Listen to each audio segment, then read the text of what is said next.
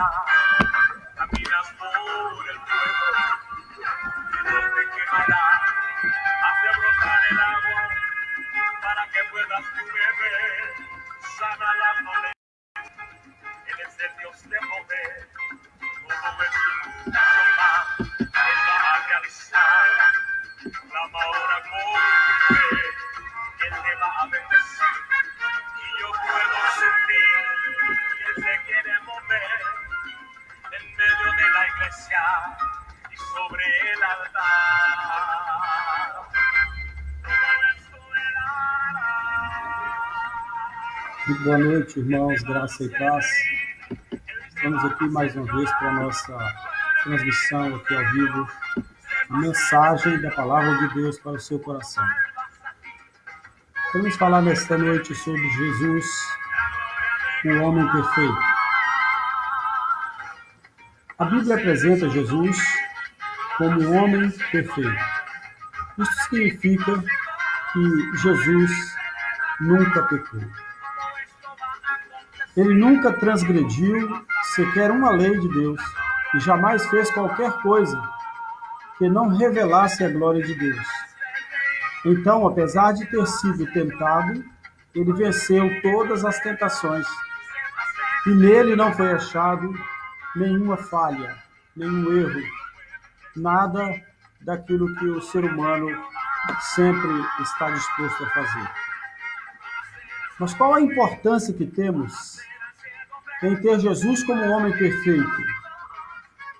Jesus como homem perfeito significa que ele nunca pecou, ele nunca transgrediu. Isso nos traz a importância de notarmos a perfeição dele, mesmo vivendo como homem. Isso tem a ver com a sua obra e principalmente com a sua pessoa.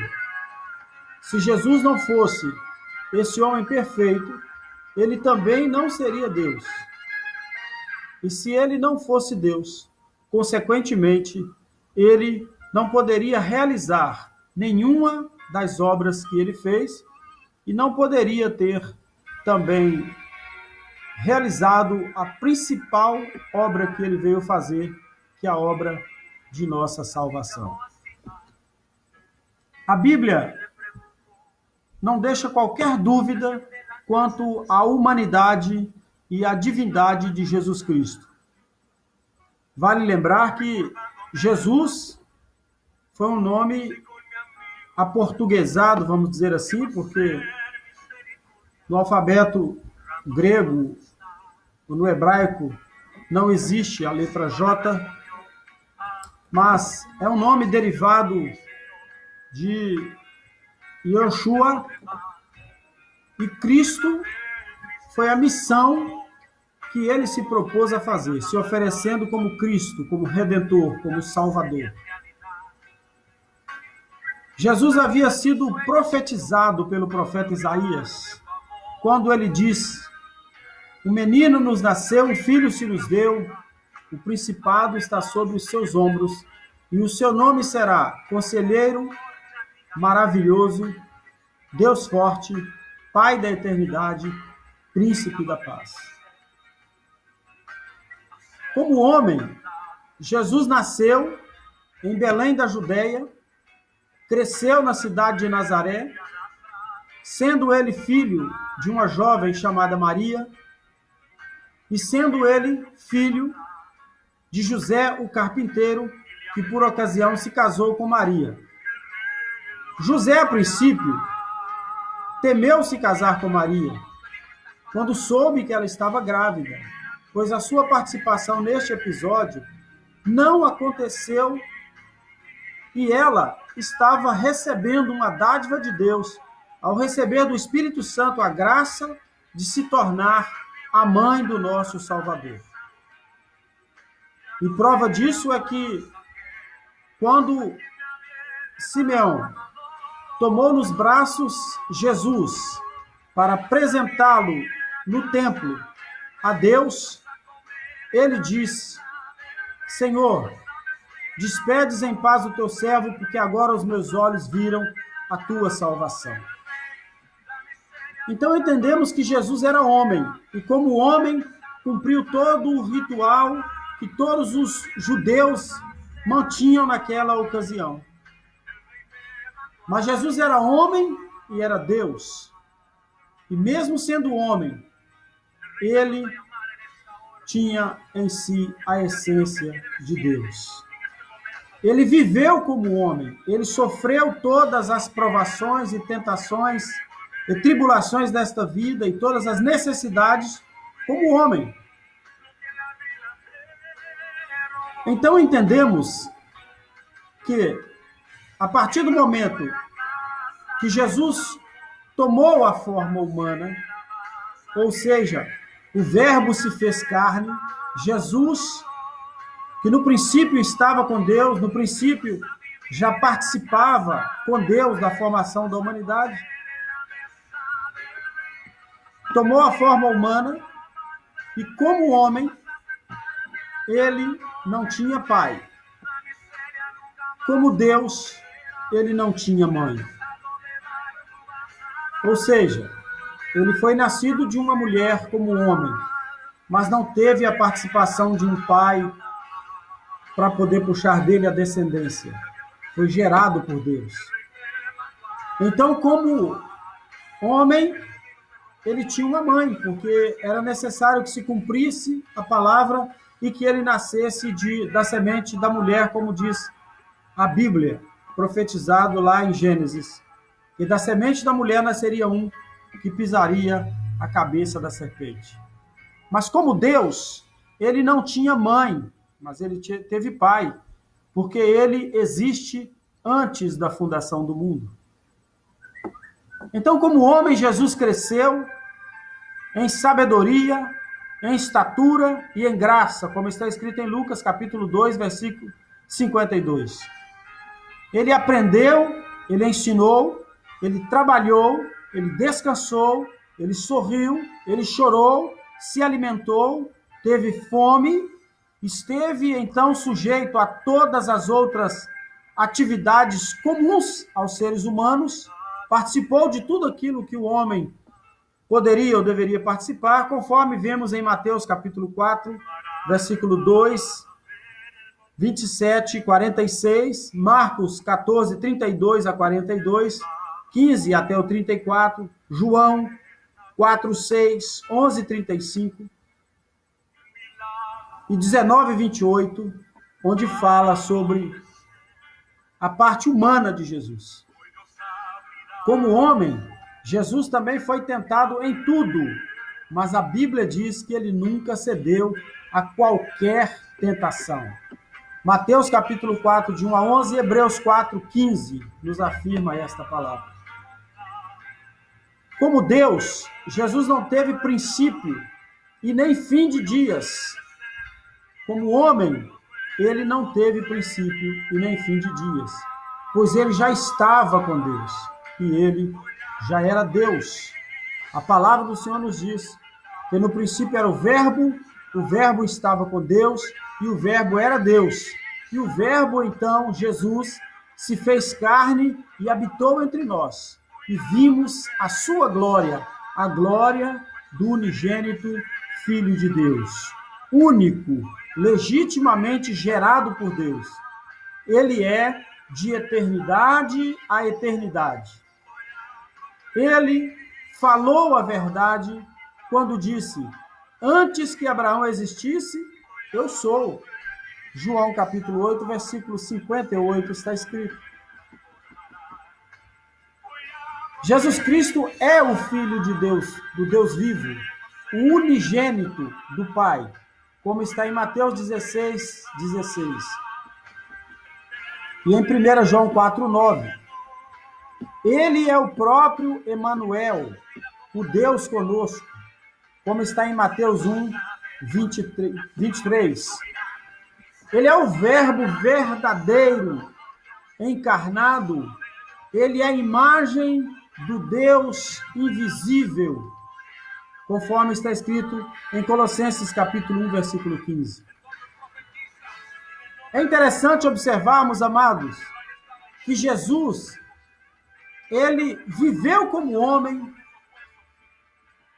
tendo deixado o trono da sua glória, com um propósito exclusivo de substituir o homem no pagamento do pecado pelo qual o homem não tinha condição de fazer. Aqui é importante dizermos, então, que a Bíblia nos fala de Jesus como sendo Deus e como sendo homem, tendo ele uma natureza humana e uma natureza divina. Mas a Bíblia afirma, meu querido, que todo aquele que é nascido de Deus testifica que Jesus Cristo veio em carne como homem. E aquele que não testifica essas coisas é do maligno. A Bíblia fala então de Jesus como uma só pessoa, com duas naturezas. Na teologia, o estudo acerca do conhecimento de Deus, esse ensino é chamado de união hipostática e diz respeito à união misteriosa e perfeita entre a natureza humana e a natureza divina, na única pessoa de Cristo, de modo que ele é verdadeiramente homem e, ao mesmo tempo, ele é verdadeiro Deus. Jesus não deixou de ser Deus para ser homem. Ele se encarnou como homem. A Bíblia diz que foi a encarnação do Verbo. Bem como também não deixou de ser homem para ser Deus, quando terminou o seu ministério terreno e subiu ao céu. Quando ele encarnou, Jesus, chamado Cristo, não abriu mão de seus atributos. Ele não deixou de lado a sua divindade. O que a Bíblia diz é que ele, embora sendo Deus, não teve por usurpação ser igual a Deus. Ele não considerou ser igual a Deus, porque ele estava aqui como homem, embora ele tivesse mantido a sua natureza, os atributos divinos. A Bíblia diz que ele poderia se apegar a isso, ele poderia se agarrar a isso e mostrar que ele é Deus. Mas ele preferiu viver como homem, sofrer como homem, para passar tudo aquilo que nós passamos por longos anos de vida e ainda temos a passar no nosso viver dia a dia. Filipenses capítulo 2, versículo 7 está mostrando que, embora sendo Deus, ele não teve por usurpação ser igual a Deus. Isso significa, meu amado, que voluntariamente ele não se apegou a algumas de suas prerrogativas como Deus e se submeteu a um processo de humilhação a ponto de ser achado em forma totalmente humana. Em tudo isso, contudo, ele continuou sendo plenamente Deus, ainda que também tenha se tornado plenamente homem. Podemos entender isso quando estudamos sobre a natureza humana de Cristo. Ele poderia requerer para si os atributos divinos e não sentir dor, por exemplo, não sentir fome, não sentir sede, não sentir sono. Mas a Bíblia diz que ele teve todas essas coisas, porque ele era homem e ele estava vivendo a integralidade da natureza humana, vivendo na carne, mesmo sendo Deus. Jesus, o homem perfeito, realizou também uma obra perfeita. Ele foi revelado ao mundo imaculado, sem defeito, sem pecado. Por isso, João Batista, em sua declaração, resumiu a perfeição da pessoa e da obra de Jesus Cristo quando ele afirmou, lá na beira do Jordão, quando Jesus estava chegando para ser batizado, e ele então, olhando para Jesus, reconheceu o cumprimento da promessa de Deus ao profeta Isaías e disse: Eis o Cordeiro de Deus que tira o pecado do mundo. João capítulo 1, versículo 29.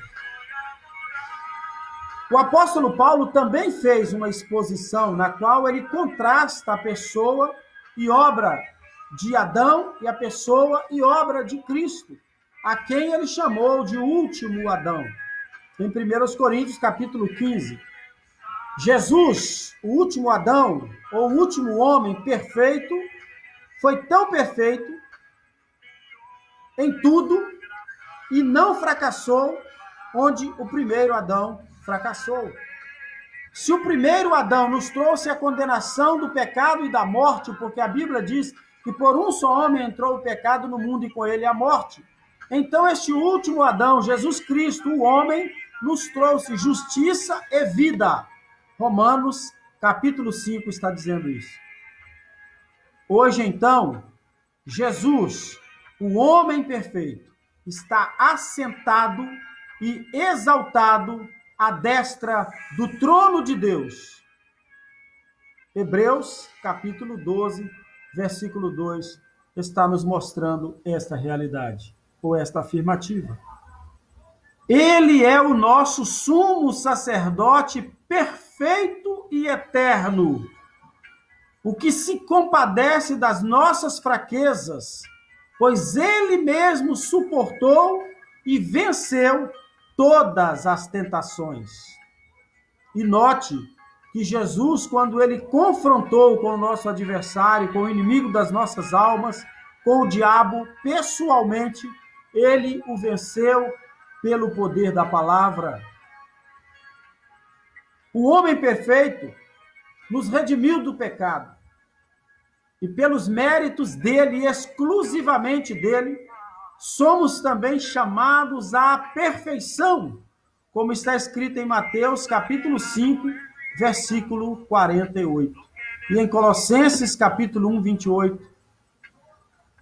Então, querido, Jesus, hoje, ele está definitivamente, e tão logo ele subiu aos céus, assim como está hoje, tornou-se, como diz a palavra de Deus, único, perfeito, suficiente mediador entre Deus e os homens.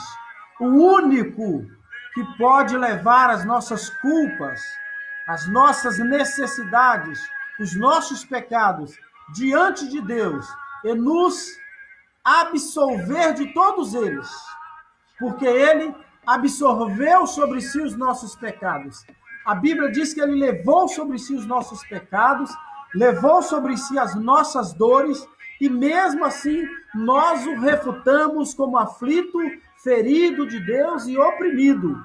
Mas mesmo assim, ele se entregou, e como ovelha muda, ele foi levado ao matadouro, e ele, para nos salvar, para nos resgatar, para nos redimir e nos fazer herdeiros de uma graça maravilhosa no trono de Deus, ele então tornou-se único, suficiente Salvador, e hoje é o único mediador entre Deus e os homens. Não adianta você pedir a Deus através de nenhuma outra pessoa que tenha passado por esta terra, seja ele qual for, seja ele o mais importante dos discípulos de Jesus, seja até mesmo os irmãos de Jesus, como os 4 irmãos que ele tinha, Tiago, José, Simão e Judas. Nem a eles adianta você clamar, nem a mãe dele adianta você clamar, insistir e pedir, porque somente ele foi constituído mediador entre Deus e os homens. E assim está escrito na palavra: há um só Deus e um só mediador entre Deus e os homens, Jesus Cristo, o homem, perfeito, exclusivamente santo, para nos garantir a salvação e o nosso livre acesso a Deus. Jesus é, portanto, Rei dos reis, Senhor dos senhores. O seu reino é eterno, de geração a geração, e ele subsiste para sempre. Jesus é o Senhor da minha vida, e ele quer ser Senhor também da sua vida. Que Deus te abençoe guarde e proteja a sua vida em tudo quanto você tiver que realizar. Querido Deus e Pai, nós colocamos em tuas mãos agora cada um dos nossos ouvintes, participantes desta rede social, que nos estão honrando com a sua presença, ouvindo e participando desta mensagem. Pedimos a tua bênção sobre estes lares. Cobre cada uma dessas vidas com o teu precioso sangue e confirma sobre eles o poder da tua palavra, garantindo-lhes a salvação eterna. Deus te abençoe, Deus te guarde, em Cristo Jesus. Amanhã, se Deus permitir, estaremos aqui novamente para glorificar e bendizer o nome do Senhor. Que Deus em Cristo te abençoe hoje e sempre.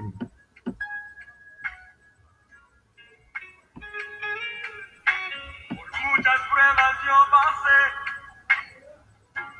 casi no soporté, se levantaron contra mí, me agredieron con palabras, hirieron mi corazón, quedé muy angustiado, no dejé de clamar a Dios.